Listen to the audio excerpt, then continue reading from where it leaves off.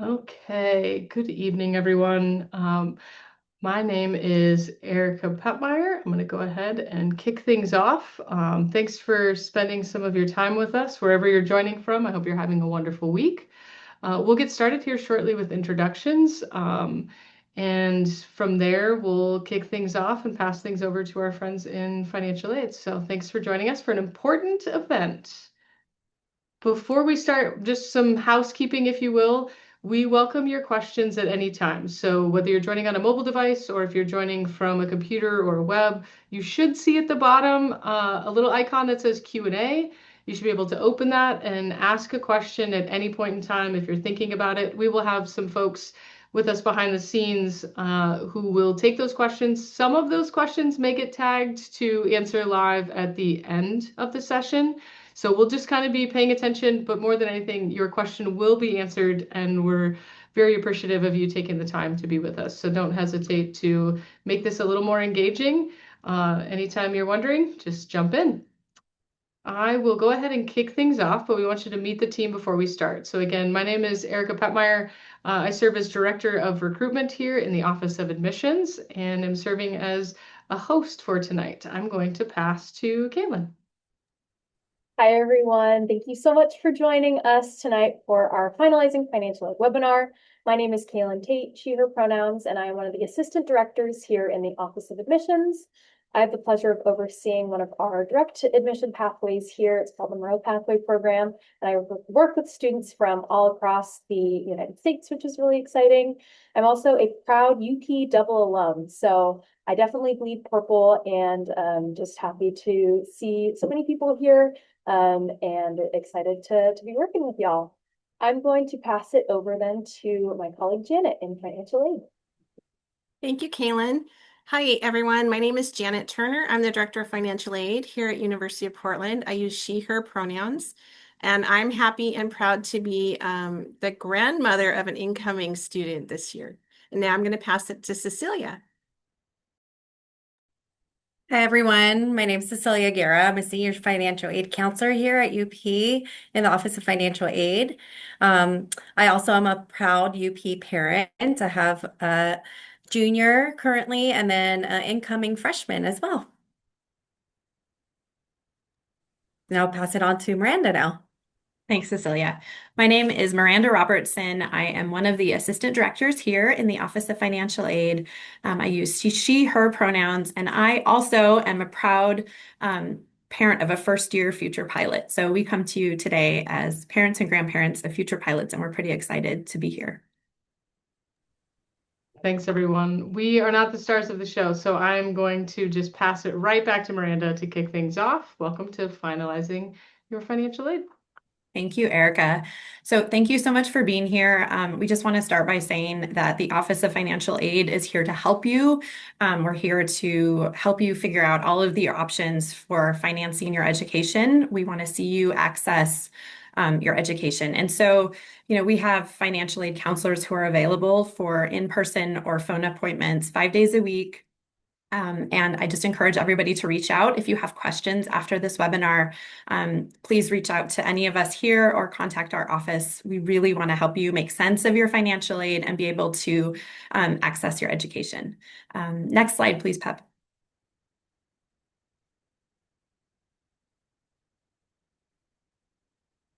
So quick agenda for today. We're going to quickly go over the billing statement that you may have received, hopefully on Monday. We're going to talk about filling the gap with some mix and match options. We're going to go over some really important dates and deadlines that we want to make sure are on your calendar. And we're going to talk about a few items for planning for the future. So hopefully at this point, you have received the July billing statement. You would have received a text or an email to your student's UP email or your email as a parent. We want to acknowledge that it can be a little bit stressful to get that first billing statement. It can be a large amount of money.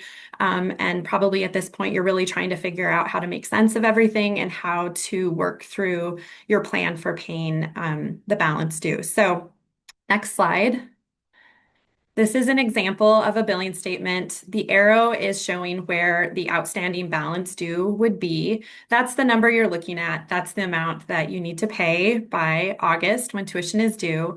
You can see there's an accounting of all tuition and fees. You can also see all of the payments posted, financial aid, and just kind of a general overview. If you are not able to access this, I want to mention that there was a student accounts webinar on June 23rd, I believe, and they went over everything pilot pay. And so it's a really great webinar. There's a recording on our website on I think it's on the admissions page. There's a virtual events link on the admissions page, and you can find all of our past webinars there. So if you have any questions really particularly about billing statements or student accounts, you can look at there, or you can contact student accounts directly.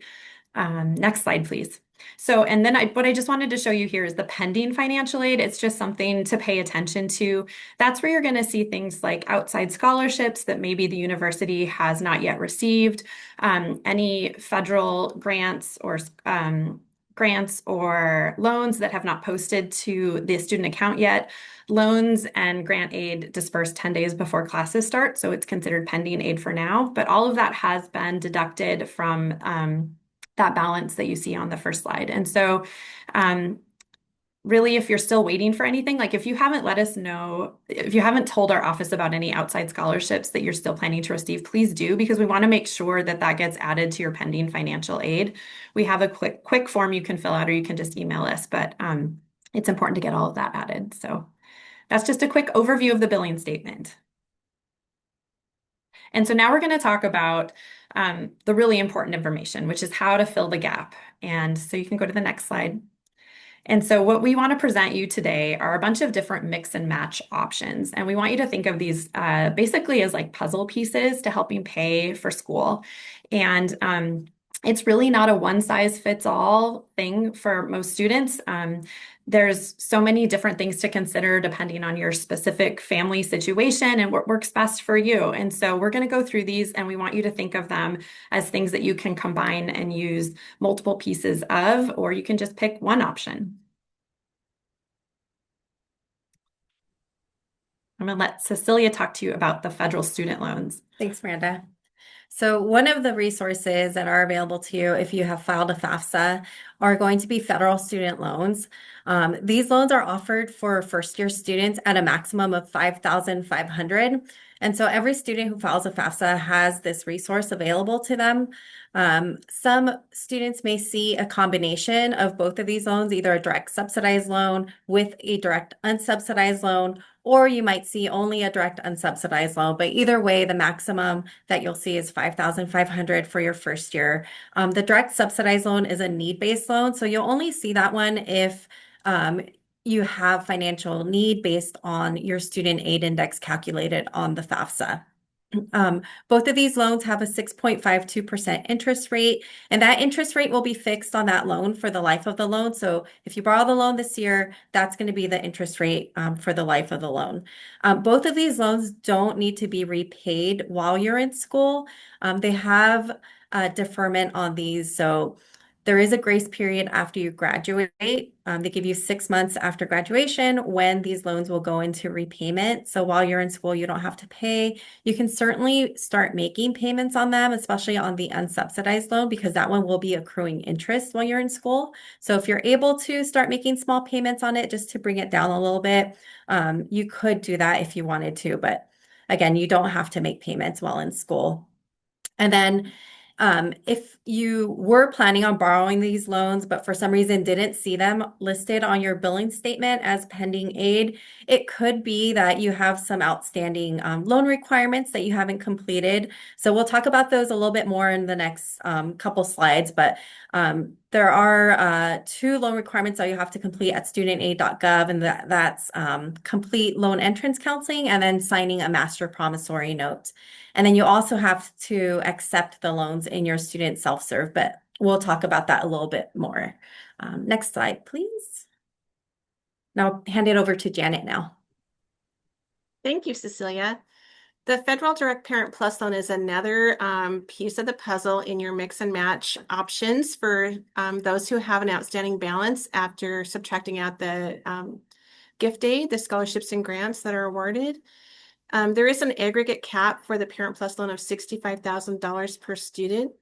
This means that if you're planning to utilize the Parent Plus loan for all 4 years of undergraduate study, you should not borrow more than $16,250 per year. The loan does, however, allow a parent to borrow up to $20,000 per year. But if a student does borrow $20,000 for the first 3 years, they're going to run short in the fourth year. That's why we recommend only borrowing $16,250. The current interest rate on this loan is 9.07%, and it has a loan origination fee that is subtracted upfront by the Department of Education of 4.228%, meaning that if you borrow the $16,250 per year, the school only receives $15,562 due to the origination fee. This is important as you're planning your gap financing strategy to keep that origination fee in mind. And so when we'll talk about private loans in a little bit, most private loans don't have that origination fee, and we'll talk about that more in a few minutes. To borrow the Parent Plus loan, the student can alert us that their parent wishes to borrow the loan by accepting the loan in their self-serve portal, which we're going to show you how to get to that. Then the parent completes the loan application and master promissory note at studentaid.gov, and we're also going to show you what that looks like in a little bit. The loan cannot be processed until the school receives notification from the Department of Education of an approved loan application and assigned master promissory note. And so if the student accidentally accepts it in their self-serve account and the parent doesn't want to borrow it, that loan will not be processed until we actually get the approved loan application from Department of Education. Next slide, please. Okay, so a lot of students are really confused about how do I accept my loans and where do I go? And so we wanted to show you this little visual. If you go to pilots.up.edu, you'll see an icon that says self-serve banner. And so if you click on that link, it will take you into your self-serve portal. Once you arrive in your self-serve portal, you need to navigate to the financial aid tab. And when you get to the then you go to the offer in the navigation link and scroll all the way to the bottom. Next slide, please. Okay, so here is an example of where you might see loans offered in your self-serve account. You can accept all or a portion of the loans offered, or you can also reject your loans there if you know you're not going to borrow them. And so this is just kind of a visual. I'm a visual learner, so I always like to see that. Next slide, please. And I mentioned, thank you. I mentioned earlier about the additional loan requirements that you'll need to complete to borrow your federal student loans. And to complete those, you'll log into studentaid.gov. And then under loans, you'll go to complete a loan agreement master promissory note. This is the MPN, which is basically a loan agreement where you're signing on and agreeing to the terms and conditions of the loan that you want to borrow. And then you'll also have to complete loan entrance counseling. Loan entrance counseling might take you maybe a total of 10 to 15 minutes to complete, but it's basically an overview of what it means to borrow these loans. It'll give you information about interest rates. It'll talk to you about repayment, what repayment might look like. It gives you like little quizzes throughout the process. So you really want to make sure you're doing the reading and know exactly what you're borrowing. I know when my son was completing his loan entrance counseling, he was trying to just go really quickly because he thought, Mom, you know all this, you'll tell me what to do. But I said, no, you're the one borrowing the loan. You need to know all the steps and what all this means. So just encourage your student to read through everything before they sign. And then they'll be set to go. So those are the two things they'll have to do on studentaid.gov. And then parents, if you're borrowing the Parent Plus loan, this is where you'll go to complete the Parent Plus loan application. Parents need to log in as the parent with their FSA ID and then go to the parent tab and apply for a Parent Plus loan application. And then the school will receive that application when approved. Next slide, please. Okay, so now we've talked about loans that the student can borrow in their name, and we've talked about the Parent Plus loan, and there is another loan option, which is a private education loan. And what this screen is showing you is called Elm Select. This is a collection of some of the most popular private lenders that students at the University of Portland have used in the past. You can navigate to this website within the UP website if you just type in private loans. And it basically will let you shop around. And so you can check out all of these different lenders. You can look into interest rates. You can see what loan products they're offering. You can potentially borrow a loan in a student's name. A parent can borrow a private loan in their name. Um, and private education loans can just be a really great way to pay for school because there are no loan origination fees. Interest is variable depending on a person's credit. A student will often need a creditworthy cosigner in order to borrow a loan.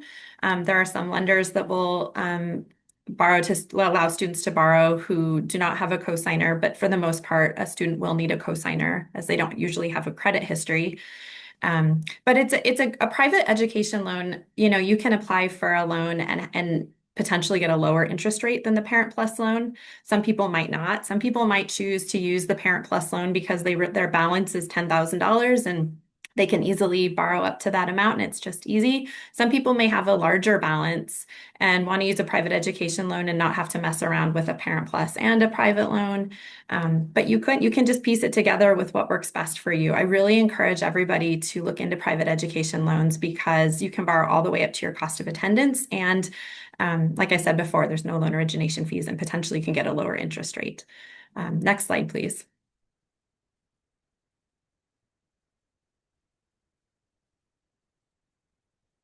And so this is just showing you if you're a parent who wants to borrow a private loan on behalf of your student, you know, you can look for those lenders who will borrow or loan to parents directly. And private loans are something that I think in the past sometimes people have thought that, you know, they didn't want to look into private loans because maybe they wouldn't qualify. I really encourage everybody to look at them, and as Parent Plus loans are now being capped at that $20,000 a year, we're seeing a lot more students who are utilizing these loans. And actually, I just borrowed a private loan for my daughter, and I did get a lower interest rate than the Parent Plus loan. So if anybody has questions about private loans, you can contact us. We have a loan specialist in our office who has a lot more information. And I think Cecilia is going to go into a little bit more on the next slide. Yeah, so if you are considering borrowing a private loan, we've just put together just some little tidbits of information that you can ask of the lenders, just things to think about as you're shopping around. You'll want to just look at the interest rates and compare those. You can certainly apply to more than one lender and then compare what you're being offered and see which option is the best for you. You can also look into like the repayment options that are being offered, flexibility of the loans. For example, do they offer deferment, meaning you don't have to make payments while you're in school? Do they offer interest-only payments while you're in school? So you can start making payments towards that interest, so it's not accruing and then capitalizing at the end. So just some things to look at and consider, as well as like fees and total cost. You will receive information from the lenders when you apply. They'll give you several different options for repayment and show you the interest depending on the options available.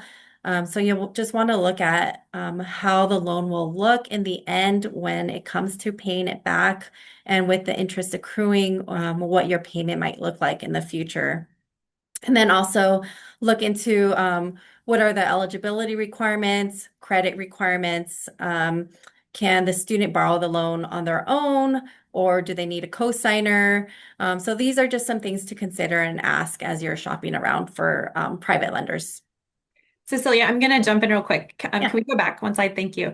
Can you explain what cosigner release is? Oh, yeah, that's a great question. So, students who apply for a private education loan and who are not credit worthy yet, because maybe they've just graduated high school and just haven't had the time to accrue any credit history, most lenders will require that they have a cosigner. Oftentimes, that might end up being a parent or just someone else who's another family member or grandparent who's credit worthy signing on to the loan with them. And With a credit or with cosigner release, some lenders offer this option where once the student has graduated, they're making payments, once they're working, they usually require maybe like a year's worth of on-time monthly payments. And at that point, the student can request to have their credit checked to see if they're eligible to have that loan transferred solely to them so that it's no longer the responsibility of their cosigner. And then if they're approved, they'll get the cosigner released off the loan, and then it's no longer the cosigner's responsibility. It won't be on their credit anymore, and it'll just transfer to the student. So some families choose that option over the Parent Plus loan because with the Parent Plus loan, that loan will always be in the parent's name and it never transfers to the student.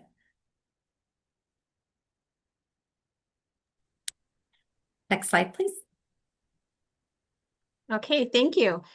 So far we've discussed how to see if you have a balance due on your Pilot Pay student account. We've talked about information about the federal student loans. We've talked about the federal direct Parent Plus loan, and we've gone over private education loans. So now we're going to pick a different piece of the mix and match puzzle and talk about 529 college savings plans. If your family has been fortunate enough to save for college through a College 529 savings plan, this is an awesome way to pay for college. College savings plan payments can be made directly to the student's account through an electronic payment from the 529 program to the school. Be sure when you have them transfer money that they have the student's name and the student's ID number clearly stated on the payment so that it gets posted correctly. Next slide, please. And another piece of our mix and match puzzle is the Pilot Pay monthly payment plan. If you already watched the student account webinar from a couple weeks ago, you may have heard Tracy, our student account director, talk about the monthly payment plans, but we're going to talk about them a little bit here too. University of Portland offers interest-free monthly payments.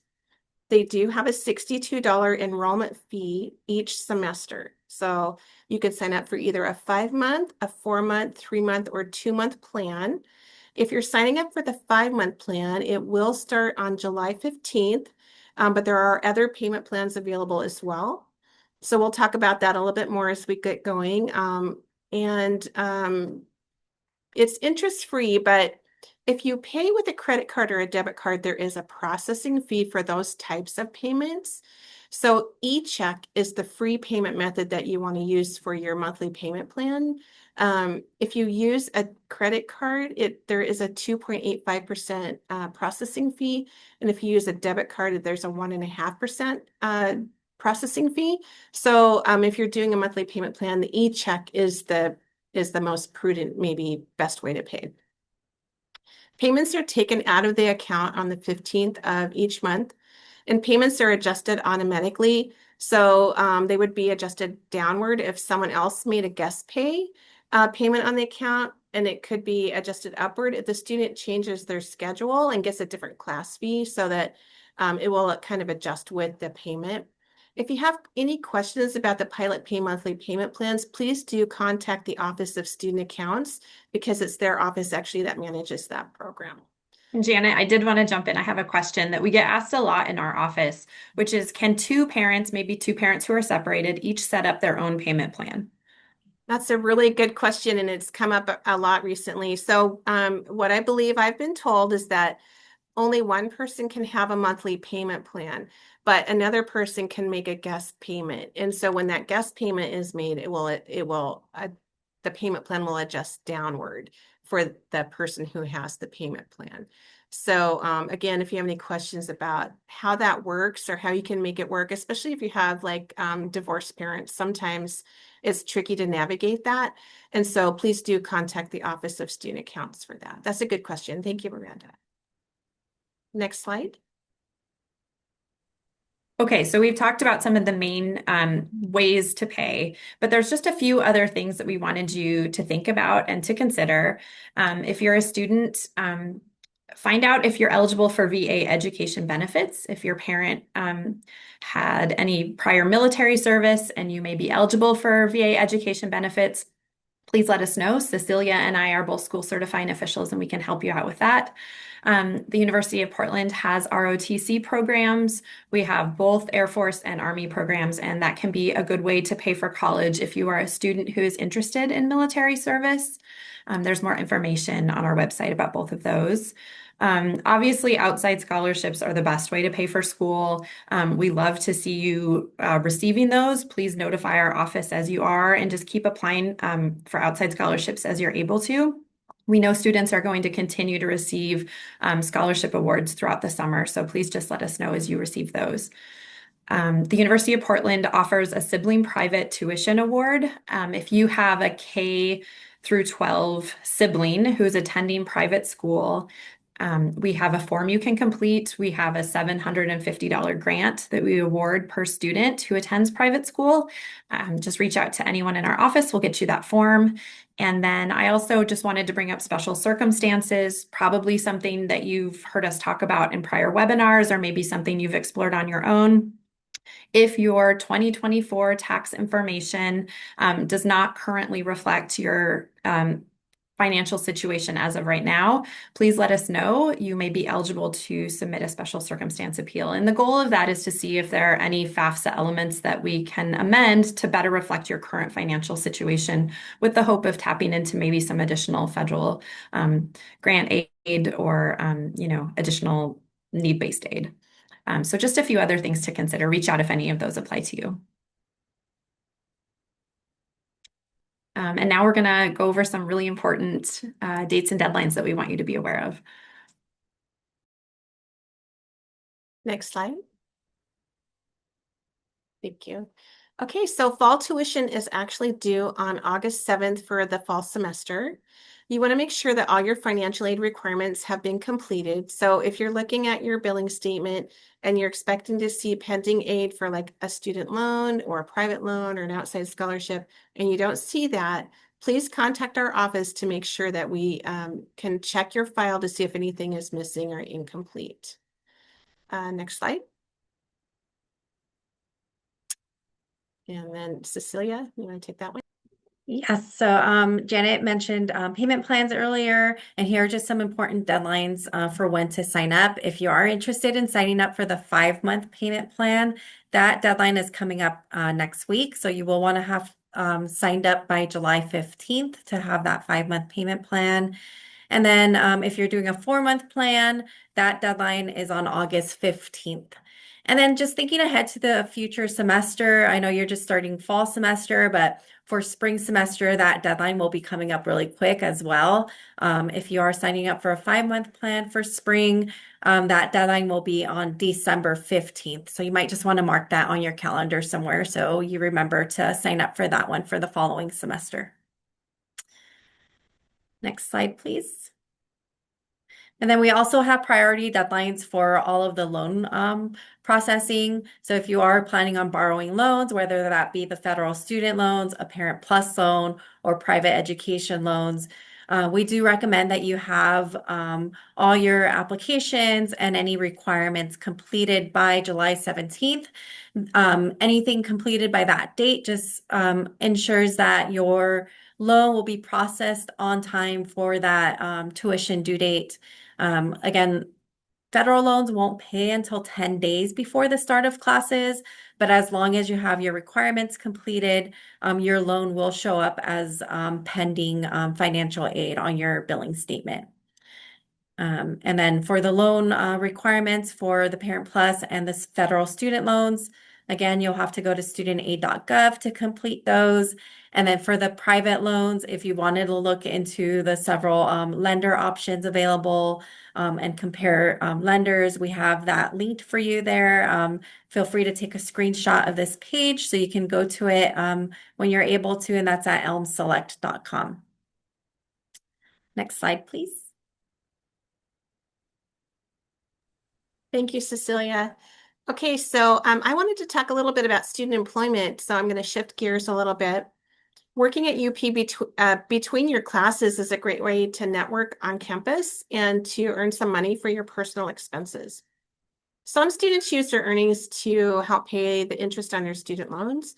Some students use their student earnings to save up for books and supplies for the next semester. And of course, for the occasional pizza party things that you do with your friends. So it's a great way to earn some money to help pay for your school expenses. Students can work up to 20 hours per week while school is in session and up to 29 hours per week during school breaks. Students are paid twice monthly for hours worked, and they're paid the Portland minimum wage.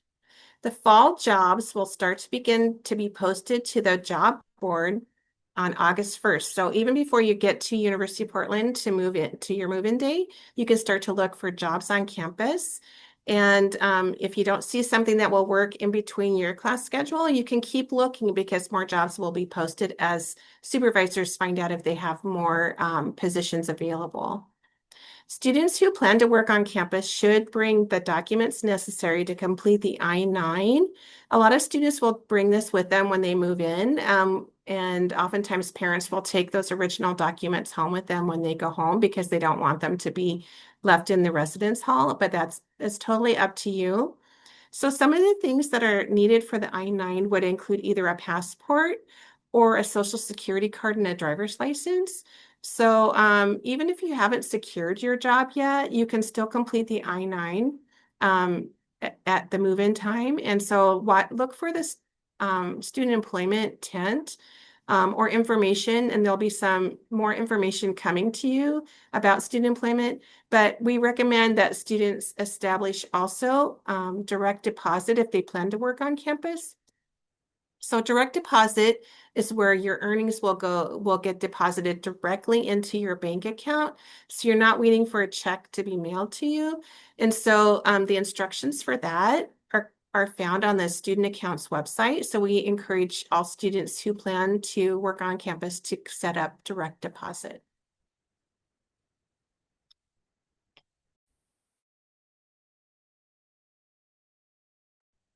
And then one other quick reminder, if you have your own medical insurance coverage and you want to waive the university's health insurance, you may have seen that charge on your billing statement. You can still waive that. The deadline to complete it for fall semester is on August 30th. And then you do need to complete that waiver each semester. So you will have to complete it for the fall and then again in the spring. And there's a link there for where you can complete the health insurance waiver. You can also find it on the student accounts page, but feel free to take a screenshot of that as well so you can complete that waiver.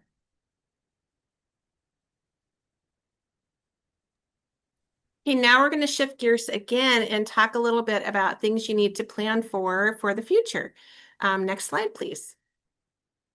Okay, so parent proxy access. So once school starts, to abide by our FERPA rules, we ask students to grant proxy access to their parents or supporters who need to have their actual information from the offices of financial aid or student accounts. This is in addition to the information release required by the pilot pay for the authorized payer. So you must establish a passphrase that we can ask the parent or supporter when they call our offices to be able to verify identity and to check that you've actually granted access for your information to be shared.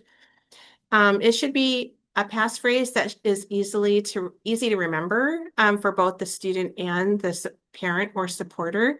And then this is really important when classes start. So that's coming up. So if you haven't already done this, this is another thing to add to your checklist. Students will also be presented with different options to allow their proxy access to. Some students might grant access to only the financial aid information. Some students might only grant access to the other parent for the student account information. And some students don't want their parents to see ever to have the grade information released, so they won't check that box. So it's all up to you, but while we can still talk generally about dates and deadlines, we can't actually give specific information about the student once the student begins classes. Right, and I know you all are just thinking about starting your very first semester in college, but soon after the fall semester begins, you will be seeing information about the upcoming FAFSA for the following school year for the 2027-28 year. So just a reminder to file your FAFSA October 1st. That's when it's available. File as early as possible. We encourage you to file early to maximize the amount of federal and state financial aid that you might be eligible to receive. That funding sometimes does run out. So the earlier you file, the better, and the better the chances of maximizing that aid that you could potentially be eligible for. So mark your calendars and remind yourself to file your FAFSA early in the fall. You can complete that at studentaid.gov. And then for students who are from Oregon who don't qualify for the FAFSA, you can apply for the ORSA at oregonstudentaid.gov. Filling out that application could potentially help you become eligible for state aid or aid from the school. And then just again, a reminder to file or apply to outside scholarships, apply every year that you're in school. Fall is a great time to start applying for those because that's when most of the applications open for the following school year. Maybe during winter break, after the fall semester is over, that could be a time that you can give yourself to look for outside scholarships, work on your essays, and then work on some of those applications and get those submitted. Next slide, please. Hey, thank you. Financial aid does have a few roles included in the satisfactory academic progress policy, which can be found within the financial aid handbook, and that resides on our website. For instance, an undergraduate student is expected to maintain a minimum 2.0 GPA. There are some other rules too, so we suggest at least reading through the policy at least once, and if you have any questions, please let us know. There is an important note for this that sometimes students will get into a situation where they feel like they need to make a decision about withdrawing from a class. If that happens, we ask the student to first check in with their academic advisor and then check in with financial aid to make sure if withdrawing from a class is going to affect your financial aid moving forward. Oftentimes it won't, but sometimes it does. So it's prudent to ask the questions up front to make sure that you're making the right choice for yourself and that you have the information that you need. And now I'm going to turn it over to Miranda. Thanks, Janet. Can I get the next slide? Thank you. So just putting our contact information up here again, we're going to go jump into the questions here in a minute, but I do want to mention that if you're asking specific questions that are kind of nuanced or where we need to get into your student's file to be able to answer them, please do send us an email. It's right there on the screen. We'll look into it first thing tomorrow. It might be hard for us to answer really specific student questions this evening. But I also just wanted to say, in conclusion, as you're making your checklist tonight, as you're making little notes on that notepad of paper, again, here are the things that you want to make sure you have covered. Setting up your payment plan, making sure you're an authorized payer if you're a parent. Making sure your student has accepted their loans or accepting the Parent Plus loan if you're planning to borrow those and completing all requirements. Waiving the health insurance, make sure that's on your to-do list. Setting up direct deposit, making a note to check out the UP job board as soon as that's ready. Making sure that your student has granted you parent proxy access and that you know the passphrase and that you've written the passphrase down. I have to admit, I've already forgotten the passphrase my daughter and I established for her account, so I'm going to have to go back and figure it out and write it down. And then really important to review the financial aid handbook. There's a lot of information in there, and there's stuff that you might not even have any idea about until you review it. Every student and family should review that at the beginning of their first year and really every year, and then ask us as you have questions that come up. We really appreciate you being here, and we want to get into some of these questions. I'm going to look and see. After accepting a federal loan, do we need to do anything after to make sure UP gets funded? And so that's kind of what Cecilia was talking about. After you accept a federal loan, you're going to get an email that's going to outline your federal loan requirements, and that's going to studentaid.gov, where you complete that master promissory note, do the loan entrance counseling. Also for a Parent Plus loan, you need to do the Parent Plus loan application. So Those would be the answers to that question. Um, Janet, do you want to answer this one? I accepted the Parent Plus loan, but it hasn't shown up as anticipated aid on the pay portal. Does it take a while to show up? The student direct loans show up. So, if it hasn't shown up and you signed up for it the same time as you did the student loans, you could call our office just to double check that we're not missing anything. But it does take us a few days to get the information that the loan has been approved and also to get the master promissory note. So if it doesn't show up in the next day or two, I would definitely give us a call or an email to just double check that we're not missing anything. Cecilia, could you answer this one? If I register today or tomorrow for the 5-month plan, will the payment go through on the 15th or will it be processed today? Yeah, so if you sign up for the 5-month plan, your payment will go through on the 15th, and then you'll be billed on the 15th of each month. So for the 5-month payment plan, your first payment will be due on July 15th, and your final payment will be due on November 15th. This question says, for specific classes like nursing, do I need to pay an extra fee?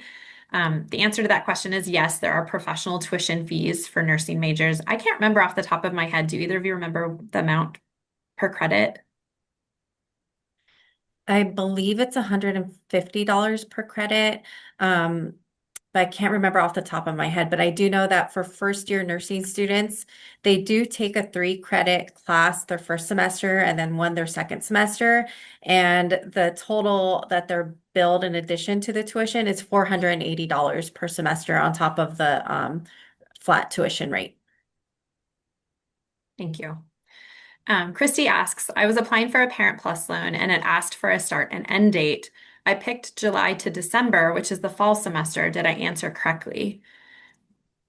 It is correct. I mean, that will fund you through the fall semester, but you really do want to put the entire year dates, which would be August through May, so that the entire loan can fund for fall and spring. Is there anything else you'd add to that, Janet? That's correct. I would say you should plan for a year at a time versus just one semester because it'll make everything work seamlessly when you get to spring semester. So right now you've chosen a fall only loan. That means you're going to have to now go back and apply for the spring loan. This attendee asks, if we accepted the federal and Parent Plus loans and then we received enough scholarships to waive those loans, do we need to go back and deny the loans in the portal? That is such a great question. We actually, if the loan has already been processed, we do need you to fill out a loan change form so that we can get those loans canceled for you. Do you want to say anything else about that, Cecilia? I saw you almost say Oh, no, I was just something. going to mention the same thing. And if you need the link to that form, you can just email our office and we can email you the link and the student can complete the loan change request form. Are there any other questions? Not seeing any more coming in right now. Might turn it back over to Pep. Thank you all so much. That was really good information, and I'm looking forward to being able to serve back up the recording of this so that folks who attended, or if you joined a little bit late, you need to watch it back. We'll have it ready as soon as we possibly can. And it should take us we should have it before the end of the week. You can find our upcoming virtual events schedule as well as recordings of all previous virtual events on our virtual events portal, which you'll see the link to that up at the top, admissions.up.edu portal/virtual_events. We've got the QR code here if you need to get straight to it. I believe, Miranda, you had mentioned earlier the recording of the pilot pay that we did last week. That is now available as a recording, so you can find that here. Anything that we can do to help to make you feel as confident as possible stepping into these experiences, whether it's your first time or not, it's still a process. Whether you have students attending UP or not, it's still a process. So appreciate the time from everyone tonight and appreciate you all for joining us as attendees. Reach out if you need anything, and we'll stick around for a couple minutes just to make sure that everyone leaves with their questions answered. But at this time, we are signing off from University of Portland. Take care.